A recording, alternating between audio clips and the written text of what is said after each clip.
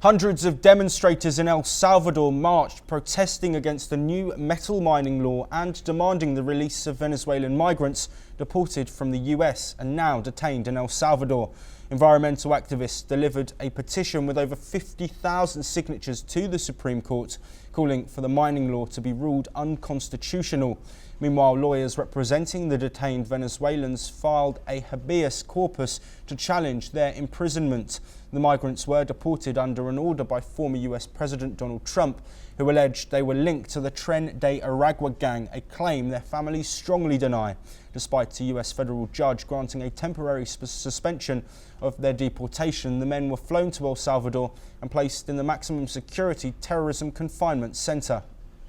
Moving on, and Chinese Premier Li Qiang has signed a decree introducing a regulation to implement the anti-foreign sanctions law set to take effect on Monday. The regulation, comprising of 22 articles, strengthens countermeasures such as asset seizure, detention, freezing and restrictions on relevant transactions, cooperations and activities. It also calls for enhanced coordination among state council departments and a refinement of countermeasure procedures. The regulation empowers departments to enforce corrections if countermeasures are not followed and to prohibit or restrict activities of those involved. Organisations and individuals subject to such measures may request suspension, modification or cancellation if they rectify their actions and mitigate the consequences. This regulation reinforces China's commitment to counteracting foreign sanctions.